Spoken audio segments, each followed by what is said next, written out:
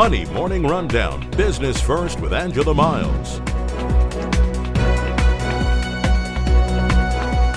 Hello everyone, I'm Angela Miles at the Chicago Board Options Exchange. We are happy to have you here. Coming up on the show today, software swirl. What to expect in stock action as Microsoft reveals earnings. Southern Comfort, a trader turns to the South for a dividend-paying stock.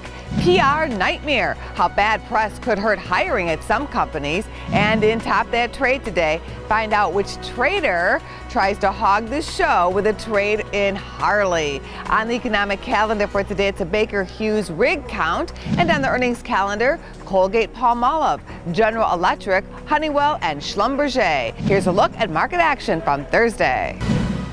In the Trader Rundown today, joining me now is Matt Kavanaugh, CMZ Trading, here to take a look at the overall market action for us. And the market seems to just want to grind higher. Yeah, it's really been a slow market, but you know, they always say don't fight the tape in a slow market, and that's exactly what's going on, just a slow grind. Now, taking a look at implied volatility, the VIX has been oh so low. What does that mean to you as a trader? Well, it means that the probability is that we're going to continue to probably grind higher or maybe stay range bound. But from a professional trader standpoint, the VIX has gotten low enough, the prices of the options have gotten low enough that we can, take some bets and maybe protect ourselves here, and we don't really need too much movement to pay for them. So are you taking maybe some chances here and leveraging by maybe having some VIX positions on? Yeah, we are actually. This is a time where we're kind of in uncharted territory. The market's at new highs almost every day, it seems like, and the VIX is at new lows almost every day. So, there are specific opportunities, and there's opportunities to maybe take advantage of that low volatility and stick your head out and make a really good risk-reward bet, and we're trying to do that. Are you mostly an index player, or are you playing some individual stocks? Both, mainly the indexes, and that's where our focus is, but there are individual stocks, and I think, for anybody with the markets run, now is a great time to take a look at your portfolio, maybe readjust it, maybe put some hedges on, do some things to protect yourself, because times aren't always going to be this great. Well, thank you for coming on the show today. Thank you. Topping our news, Microsoft is aiming for the cloud. The software company beat earnings and revenue estimates with its latest report. The stock rose as investors cheer Microsoft's efforts to intensify its cloud business. Microsoft's revenue was $24.7 billion. Visa also exceeded expectations. The credit card company took in a revenue of $4.5 billion as Visa charges up its electronic payment business. ExxonMobil will pay $2 million for violating U.S. sanctions against Russia. Reports say Exxon disregarded the sanctions back in 2014 when Secretary of State Rex Tillerson was serving as Exxon CEO. Exxon has launched a legal challenge. The stock barely budged. Home security system firm ADT could be ready to go public. CNBC reports ADT is considering an IPO valued at $15 billion. It could become the biggest IPO of the year if it happens. UAW officials believe there's a good shot Nissan employees in Canton, Mississippi will unionize. Nissan is accused by the UAW of intimidating employees or possibly cutting production at the factory. The company calls the allegations false and says it recognizes employee rights. And the new study shows CEOs make 271 times the pay of the average American worker. It's been worse. Back in 2000, the ratio was 376 times more. Now over to CME Group for today's Trader Tip. This is Oliver Slope with II Trader from the floor of the CME here in Chicago, and we are looking at the grain markets. Grain markets oftentimes get a lot of attention during this time of year as we go through some key weather patterns. For corn specifically, this is a very important time of the year for pollination. If you've been paying attention to the weather forecast at all throughout the Midwest, you've noticed that we've seen hotter and drier weather. The plants have not got the much needed moisture they need to pollinate correctly. So that has put a little bit of support into the grain markets. Corn specifically is what we're looking at. And the extended forecast over the next week to week and a half looks like that dry, hot weather could continue. And I think this will encourage funds to get a little bit more length in their position. If you look at the commitment of traders reports released on Friday, you can see that they went net short earlier in the year, flipping long and building and establishing a net long position. If they continue to build this net long position, they could continue to buy over the next coming weeks. We've seen them do this about the same time of year the previous 2 years, and that has lifted the corn market significantly higher. So what we're looking at, if these weather concerns do persist, is basically a run towards the 440, 450 level. I think that's going to be a big level. From there, I think you see producers taking a lot of risk off the table, hedging their crops at higher prices, and at least put a short-term ceiling in the market. So as far as the risk-reward potentials go in this grain market, I think corn's your best shot here. So that's what we're looking at going forward. That's what you should be looking at too. This has been Oliver Slope with II Trader from the floor of the CME. Thank you, Oliver. Plenty to report from the housing market, starting with there are now more people renting than since 1965. A new report by Pew Research reveals 36.6% of households were in rented locations in 2016. The number of renters surged 10% during the past decade. Nationwide, the median price of homes has rocketed to $298,000. Most homes are selling within 36 days of being listed for sale. And a record amount of people from foreign countries are buying houses in the U.S. It's causing a supply shortage in coastal cities where home prices are especially high. The National Association of Realtors reports foreigners have purchased about $104 billion in U.S. residential properties. Trade talks between the U.S. and China are breaking down. Here's that report. There wasn't much expected out of this week's U.S.-China Comprehensive Economic Dialogue, and not much came out of it. One of the issues on the table was getting small deliverables from U.S. companies into the Chinese market. According to CNBC, the two sides not only did not come to terms on an agreement, plans for a joint statement and news conferences after the session were dropped. The problem may be that President Trump and China's President Xi Jinping aren't seeing eye to eye on increasing U.S. exports to China. The two men also don't seem to be on the same page when it comes to Chinese businesses dumping their excess capacity overseas. There's a report that the White House could consider tariffs on steel. The Chinese government already has its own plan for cutting overcapacity, and President Xi doesn't appear to be planning on giving anything away to the United States, particularly when the planning is underway for China's 19th Party Congress. Abercrombie & Fitch says its namesake brand and Abercrombie Kids lines are going to be going on sale on Alibaba's Baba Tmall. Their Hollister line's been available on Tmall since 2014. Abercrombie has 10 brick-and-mortar stores on the Chinese mainland as well as an e-commerce site. The retailer's shares have dropped more than 50% in the past year. Shares in Alibaba have gained more than 80% in the same period. Sears has decided it's gonna do business with Amazon. The retailer says it'll sell its Kenmore appliances on Amazon's website, and those appliances will include a Kenmore Smart function. It'll allow Amazon Alexa owners to control their appliances, doing things like changing the temperature on the air conditioner just by giving Alexa a voice command. There could be a downside to the Amazon deal, and that's giving potential Sears customers yet another reason not to go to one of their brick-and-mortar stores.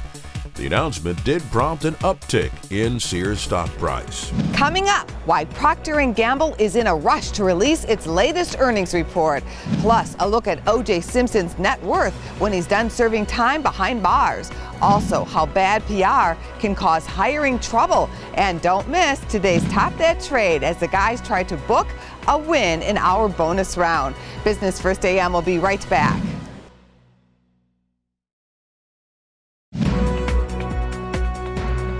Welcome back. Procter & Gamble is suddenly very eager to reveal its earnings report. P&G was supposed to release its results August 2nd, but has moved up that date to July 27th. The Cincinnati-based company is about 5 years into its turnaround plan and is under big pressure to prove that that plan is working. Hedge fund manager Nelson Peltz wants a seat on the board of directors and is aggressively asking for the company to make big changes. His fund reportedly has a $3.3 billion stake in Procter & Gamble. Now onto controversial layoffs underway at Carrier. Yesterday, the final day of work for 338 employees at Carrier's Indianapolis furnace factory. Those jobs were part of a deal the Trump team made with Carrier back in December to avoid more substantial job cuts. More layoffs are still coming. 630 jobs are going to go away before the end of the year as Carrier moves more work to Mexico. United Technologies, Carrier's parent, plans to eliminate 700 more jobs at another factory near Fort Wayne, Indiana. Carrier says it is still honoring the 2016 deal it made with the coming administration and then Indiana Governor Mike Pence to keep about 1,100 associates at its Indianapolis headquarters, including 800 support people at its gas furnace manufacturing center. What will O.J. Simpson have when it comes to money when he gets out of prison? His estimated worth today, about $250,000, depending on who you ask. His fortunes took a nosedive after he was ordered to pay $33.5 million in a civil suit involving the deaths of his ex-wife, Nicole Brown, and a friend of hers, Ronald Golden. He was a multimillionaire back then, not now. He will have his NFL pension, and that's about $25,000 a month, and that money cannot be touched to satisfy the Brown-Goldman civil judgment. In Working It Today, here's a look at how bad publicity could stop out companies from getting top talent. Fritz Goldman has more. Joining us again today on Working It is LaDon Nickervin. She's a senior career counselor at Career Builder. Thanks for coming in. Of course. Now, LaDon has an interesting survey that your organization did, and it's about how companies that have good or bad publicity affect potential employees, that is, people looking for a job. Tell us a little bit about that and the statistics. Yeah, we found that 71% of workers say that they would not apply to a company that has negative publicity. So that's really important to keep in mind because that's 3 in 4. That's a big number when you're thinking about wanting to get great talent. You'd be missing out if you're not controlling that message that's out there. And this is companies, for example, like United Airlines or Delta that have been so bad in their publicity recently, having issues. Is that an example of that? The issue now is that it's a 24/7 news cycle, there's social media, and so there's companies everybody knows about, but it's not just them, it really is small companies, big companies across industries. It's just a different environment than we had before. People go on and it's not even big things that become the news, it's little things that people complain about that get a lot of attention. So yes, we are seeing some big ones in the news today, but it's a totally different news cycle than it was before. Now this doesn't just cut across the whole population. There are certainly interesting differences in gender. Tell us a little bit about that. Yeah, we found that women are much more concerned with this than men. Women say that if the brand or the company that they're looking for has some negative press, they're less likely to apply. Whereas for men, still a big issue, more than half, but it doesn't seem to concern them as much. Now, that was negative news. Is there a tilt towards people wanting to go to work for companies that have positive news? Absolutely. Negative news seems to get more attention. It's just like any sort of review. When someone is upset about something, they're going to talk about it more. It's going to gain more publicity. But positive news can certainly help an employer out. We found that companies that are experiencing positive news, then they have higher morale with their current workers. They get more job applications. They get more referrals. Helps their sales. So there is such thing as positive publicity. It's just less common that we hear about it, but when it happens, it's great for the company. Well, now thinking about these positive messages, or for example, controlling bad publicity, what should employers consider? What should they do to manage this process? I think you brought up a great point, manage the process. Whether a company's big or small, a lot of companies don't have a management process in place. So if one department has a crisis, they don't know who's supposed to tackle that. I think what's most important to know that no matter what happens, if something happens that the company's in the spotlight, who is going to respond to that is very, very important. And like you said, it doesn't have to be these huge nationwide issues. It could be just somebody that maybe had a bad experience even at retail. Absolutely. Little comments on a Facebook page or a little tweet can really blow up. So you want to make sure that you kind of have your eyes everywhere, and having a PR team or having a crisis control team can really help with that. But if you don't have one, again, just making sure that you are monitoring things and someone is in charge, regardless of who that person is really important. LaDon, thanks for joining us today. Of course, thank you. Coming up next, Top That Trade, and the guys are aiming sky high in our trader game. And in our final trade of the day, a trader who says he has found Southern comfort. Stick around for Stocking Up.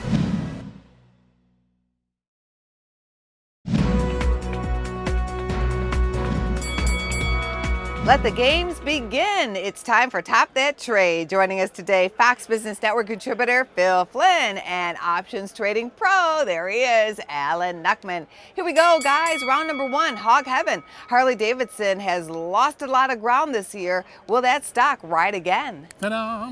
30% off sale on Harley Davidsons. Go get yours today. Get a hog, 30% off, went from 62 down to 46. We've seen bullish divergence here, made new lows but not new highs in volatility. But I'm going to say one thing. What? This stock and its demographic are not dead yet. Well, they got to remarket themselves because they're losing a lot of the younger market share to different brands like Suzuki and some of these other guys. They got to remake Easy Rider. It's all you guys. It's all guys like you. It's all your mature gentlemen buying that Harley Davidson. I want to get close to one of those things. I'll fall off it. I'd run it into a tree. No, listen, bottom line, they got to remake Easy Rider. They got to give back the allure because they're losing it. A lot of these newer companies are coming out with hybrid motorcycles. They got those three-wheel motorcycles. Have you seen those? Yeah, That's more your speed. Round number two, building blocks. Trade tariffs have driven up the price of lumber. Can you build your account with any housing stock, or would you rather buy lumber liquidators? Lumber liquidators. Why? It was a $120 stock, went down to 20, right. So 70 is the halfway point. Are you saying all the trailers are going? Is that what you're saying? I didn't know that. Or they sold every trailer. So that is a stock that was a high flyer. Everybody loved it, talked about it, and it had some bad news, some more bad news, and then more bad news. I think you need to fix up your old home. Look at it by Home Depot. You guys are on it today. Round number three, fly high. Boeing is surprisingly the best blue chip this year.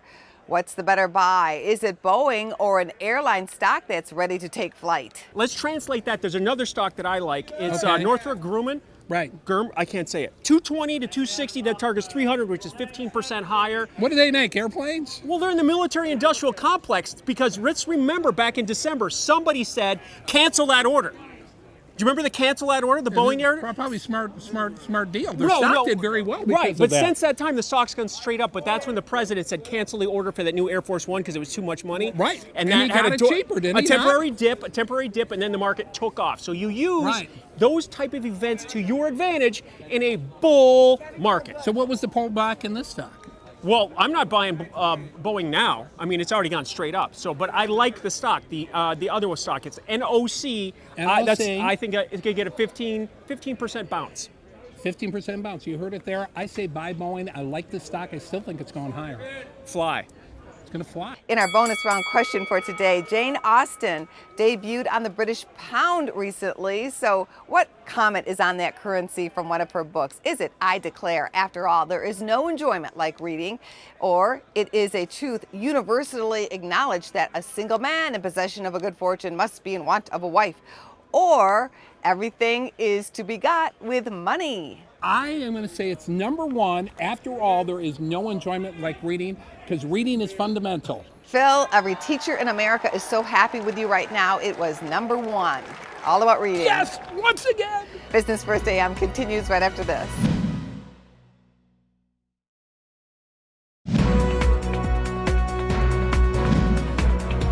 In our final trade of the day, John Burnside of Freeboard Capital joins me now to take a closer look at Microsoft, which revealed earnings after the close last night. So is this a long-term play for you? It most certainly has been. We love Microsoft. It's in the technology area, right? It pays a great dividend, still yielding about 2%. We currently own the SEP 67.5 puts and short some of the 70 calls and then some of the 72.5 calls as well. Why do you stay in that position? Well, it continues to, it pays dividends. We love its cash flow. It raises its dividend. It's buying back stock. It's just a great core holding. What do you think about the utilities right here? You know, utilities have come down. We have a position in Southern Companies, which is a utility out of Atlanta. We love the company. They pay a 58-cent dividend per quarter, and the stock's trading at about $47.5 right now. So obviously it's a good yielder. And again, using the collar strategy, we don't know whatever happens, right? But at the same time, we're able to buy that stock, be consistent, and continuously get those dividends. Sometimes you can use those utilities almost like a pension if you can work it right. Good, and you know start what? to take in that. It is funny and they move. I mean, they do move. I mean, just a couple months ago it was trading 51, right? Now it's down to 47. I'd rather be a buyer at 47 than 51. That's just me. Good idea. Thanks for coming on the show. Love to be here. It's time for us to roll out of here for today, but we are on social media. It's Business First AM on Facebook, YouTube, and Twitter. Coming up in our next show, it's Investing 101 on how to use bonds to protect your portfolio. Don't miss it. Thank you for watching today. From all of us here at Business First AM, have a fabulous day.